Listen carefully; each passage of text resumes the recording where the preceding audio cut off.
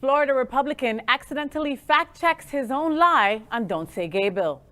The Republican Party is scared. They have no platform. They have no plan or policy when it comes to governing. Instead, they will institute legal bullying. During debates in the Florida Senate before the passing of the Don't Say Gay bill, a Florida lawmaker asked the bill sponsor why the bill didn't include other sensitive conversation points, like drug use and suicide. In his rambling response, Senator Baxter finally admitted why he thought it was important. He said that children are frequently trying to find where they fit in. And when outcasts figure out their gender or sexual identity and become confident, they start to feel like celebrities. Adults, Republican adults, who are lawmakers, are upset because outcasts might become popular if they become comfortable with themselves. This is adults bullying children. This isn't about protecting anyone. It never was. By the words of the very person who proposed the bill, if you are an LGBTQ plus student or know a student who is LGBTQ plus, including allies, have them share with the world why they're a celebrity. Post on Twitter, Facebook, or Instagram. Tag us here and use the hashtag #WhyI'mAStar. Watch this. I think this is the crux of the question that everyone's been trying to ask all day. I think I may have a way to get an answer. There are a lot, and Senator Diaz, I think this is in response to something you said, there are a lot of mature subjects that should not be discussed in the K through third grade. Senator Diaz mentioned suicide, potential suicide of a parent, and how that would be addressed. Of course, that should not be discussed. So why is that not prohibited?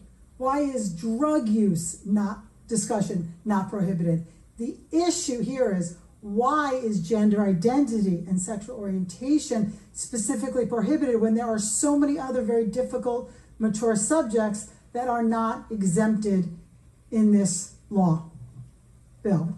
Senator Baxter, you recognize. Thank you. The reason, it's an endless list of things that you could list as far as challenges to young people. We are in a trending posture right now where, my son's a psychiatrist, and I said, why is everybody now all about coming out when you're in school? And there really is a dynamic of concern of how much of this are genuine type of experiences and how many of them are just kids trying on different kinds of things they hear about and different kinds of identities and experimenting. That's what kids do, maybe they're in this club or they're in that club or they're on to this. And they're trying on all these different identities of life, trying to see where they fit in. And I said, am I crazy or what? All of a sudden we're having all these issues come up about this topic of their sexuality and gender. And I said, I don't understand why that's such a big wave right now. And he said, Dad, all the professionals don't agree, but in fact, it's a real trend of change. I just read an article this week. We're trying to all figure out why this is happening. Some of it is, I'm sure, cultural shift of what's accepted and that kind of thing. But I know some of it is just the confusion that kids go, particularly when you get to middle school and high school, there's a lot of whitewater. You don't get it right. You just get them through it. It's a maturation of them growing, and things are happening for them. So my question is simply, are we encouraging this or illuminating it by putting emphasis on it, or are we helping something? And I think 75% of people that I see polled on this bill, they agree with me that there's something wrong with how we're emphasizing this, and that all of a sudden, overnight, they're a celebrity when they felt like they were nobody. And so I don't know how all those parts play, but I know parents are very concerned about the departure from the core belief systems and values so I think they have a seat at the table. And I think telling them they don't have a seat at the table in this decision and this process with kids is a very, very big mistake. Senator Polsky, how about one more? I don't want to depart from too much tradition here about. I know, but he just said some really important things. So basically what I heard you say, just to confirm, that there seems to be a big uptick in the number of children who are coming out as gay or experimenting, and therefore we need to not discuss it in the younger grades. Is that correct? Senator Baxter, you recognize. Those are the reminiscing of a father and a grandfather, trying to figure out what makes kids tick. And that is part of why I'm attracted to this bill, is I don't want to be putting we know there's social inputs into how people act and what they decide to do. So yeah, that's part of our concern for the well-being of our children. That is shocking. I haven't seen that. It is shocking.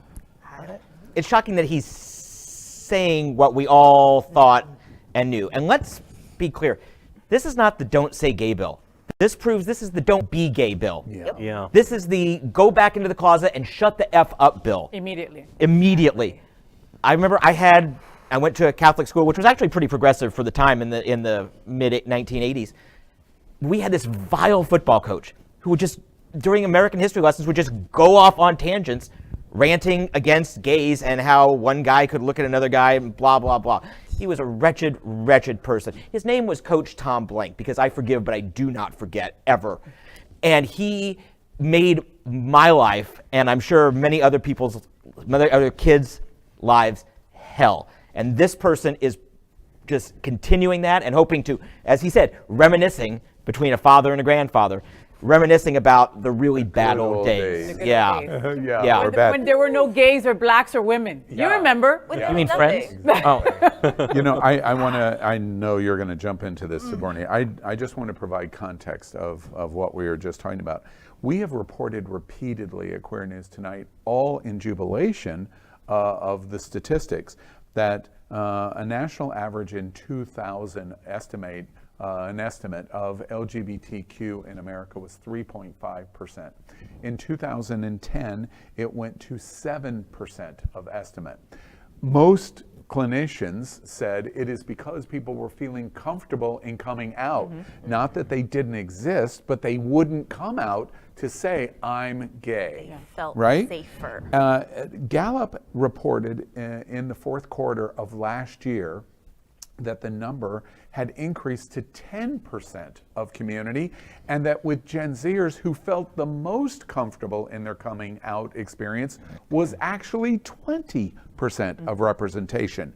Now it's crystal clear, because I hadn't seen that quotation on the Senate floor yesterday, of his comment, Senator Dennis Baxter, saying they're trying on identities, which is why they're identifying that way. That is a shocking and misogynistic and toxically masculine and homophobic observation. And dangerous. Stacey, you all know. Take a breath, Sigourney. Take a breath. Take a breath. You'd like to say, Sigourney? Anything on Baxley? Anything? Many things I'd like to say. Let me just say first and foremost, I am shaking in anger, and when I'm also very angry, it's tears of frustration, but I am not going to cry, because he is not going to get that level of emotion out of me. This is probably one of the most ignorant things that I have ever heard come out of somebody's mouth. And I don't want to say it's because he's cisgender and heterosexual, but I'm going to put it out there that those are things we need to make sure we understand, since we are talking about LGBT issues. He does not fully understand the community, and his bill has no research behind it. He literally said, oh, I read this one article, I talked to this one person, and this is why he's doing this. This is why he is making it that LGBT youth do not have a safe space. Oh, they're trying on different identities. They're trying to figure out. That is what childhood is about. It is about figuring out who you are as a person. You have kids who try out more of like the headbanger lifestyle. I was a little emo kid. I wore black all the time. I couldn't do eyeliner. I still can't do it completely, but I was trying out different identities. I was trying to find myself. That is what kids are doing. Even as young as freaking 2 years old, they are figuring out the world. They are figuring out themselves, their limitations, and putting it out there that, oh, because I don't like that, well, this is not what he said exactly, but essentially I'm going to sum it up as, I don't like youth being able to experiment with their sexual orientation or gender identity, or more so just question. sir, you are definitely in a different century than I, and you need to leave. And on top of that, he says something about parents and them being worried about youth and just what's going on with them identifying as LGBT more. Sir, I work with LGBT youth. I have worked with and seen over 200 youth come through the door of SunServe. And you want to know what their parents are most worried about? They're most worried about whether or not their child is being bullied, whether they have safe spaces at school, in the community, and most definitely, they're worried on whether or not their child is going to complete suicide.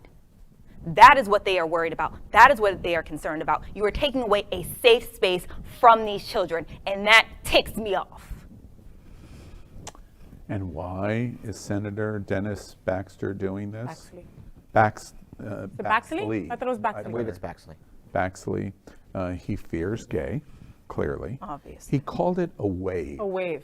Like A we just wave. came like a new trend, like a scrunchie. Exactly. Like And a why? headscarf. Why? You in my ears, you get it completely right. And I, at the table, have the privilege to be able to say this, because he's an old white male. An old white male. You could say that. And you know what scares me about this moment, which is crystal clear in what I just heard him say on the Senate floor yesterday, is if this senator was on the floor in 1959, he'd be okay using the N-word. Wow. And why we should prevent the further civil rights expansion of black people in Florida.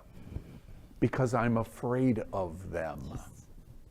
That is not a reason to create policy, and it is not a reason to make it unsafe and dangerous, and it is not a reason, in whatever fear you have, to instill pushing people into the closet or worse, which you hear from an expert in the field in counseling, that leads, as the Trevor Project and studies have proven over and over again, it leads to suicide.